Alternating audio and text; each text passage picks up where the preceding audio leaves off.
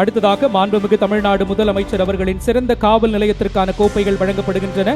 முதல் பரிசு மதுரை மாநகரம் திரு பி. பூமிநாதன் காவல் ஆய்வாளர் அவர்கள் பெற்றுக் கொள்கிறார்கள். The Honorable Chief Minister's trophies for the best police station. First place, Madurai City.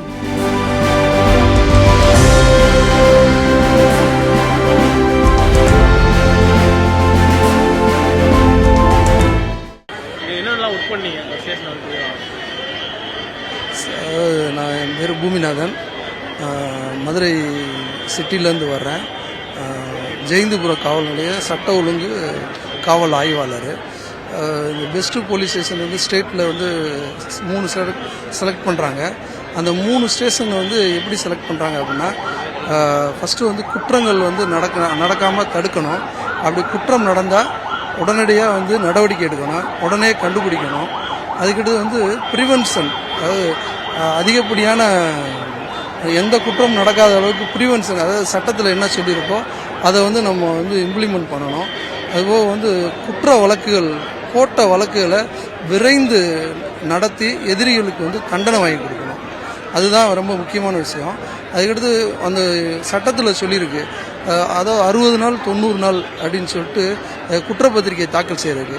அந்த டயத்துக்குள்ளே வந்து நம்ம குற்றப்பத்திரிகை தாக்கல் செய்தோம் அப்படின்னம்னா நம்மளை வந்து பெஸ்ட்டு போலீஸ் ஸ்டேஷனை செலக்ட் பண்ணுவாங்க. அதுபோக வந்து வர்ற மக்கள்கிட்ட வந்து கனிவாக நடந்துக்கிறது, அவங்களுடைய குறைகளை உடனே கேட்டு அதுக்கு என்ன நம்மளால் முடியுமோ சட்டத்துக்கு உட்பட்டு அதை செய்யணும். அந்த ஒரு ஸ்டேஷன்ற ஒரு அட்மாஸ்பியரை மாற்றி அந்த ஹாஸ்பிட்டாலிட்டி, அந்த ஸ்டேஷன் வந்து எல்லாருமே ஈஸியாக வந்து அவங்க வந்து போகிறது மாதிரி இருக்கணும். அப்படி இருந்தால் அதெல்லாம் பார்த்து தான் கொடுப்பாங்க. இதுக்கு வந்து எங்களுடைய மதுரை மாநகர கமிஷனர், எங்களுடைய டிசி, நம்மளுடைய முதல்வர் அவர்களுடைய வழிகாட்டுதலின் பேரில் நாங்கள் நல்லபடியாக சிறப்பாக செஞ்சுக்கிட்டு இருக்கோம். வழக்கு பதிவு செய்ததுக்கு அப்புறமா அந்த வழக்கை விசாரணை நடத்தி விரைந்து முடிக்கிறதுக்கு குற்றப்பத்திரிகை தாக்கல் அது எவ்வளோ சவாலான விஷயம் சார்? ஏன்னா அதை நீங்கள் விரைவாக முடிச்சிருக்கீங்க. ஒன் ஆஃப் த பெஸ்ட் தமிழ்நாட்டில் பெஸ்ட் போலீஸ் ஸ்டேஷனாக இருக்குது. என்ன பணிகள் பண்ணீங்க, என்ன எக்ஸ்ட்ராவாக ஒர்க் பண்ணீங்க சார்? ஒன்றும் இல்லை, அதில் சட்டத்தில் இப்போ உள்ள பிஎன்எஸ் ஆக்டில் வந்து சொல்லியிருக்கு, செக்ஷன் 468 வந்து பழைய சிஆர்பிசி 468 வந்து அதாவது 60 நாளுக்குள்ளே, அதாவது ஒரு 7 வருஷத்துக்குள்ளே தண்டனை கொடுக்க வேண்டிய இதில் வந்து 60 நாளுக்குள்ளே வந்து குற்றப்பத்திரிகை தாக்கல் செய்யணுன்றது சட்டம்.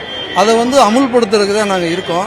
அது 60 நாளுக்குள்ளே நாங்கள் குற்றப்பத்திரிகை தாக்கல் செஞ்சிட்டோம்னா அது எங்களுக்கும் வந்து ஒரு சேலஞ்சிங் இல்லாமல் இருக்கும். அந்த எதிரிகளை வந்து வேகமாக வந்து அவங்களுக்கு ட்ரையல் நடத்தி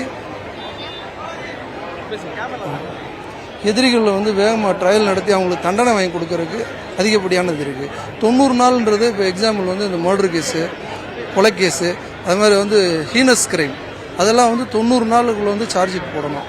அது நாங்கள் எங்களுடைய காவல் நிலையத்தில் நான் போகையில் குற்ற வழக்குகள் வந்து நிலுவையில் இருந்தது வந்து 967, இப்போ வந்து 11 தான் இருக்குது, வெறும் 11 தான் இருக்குது.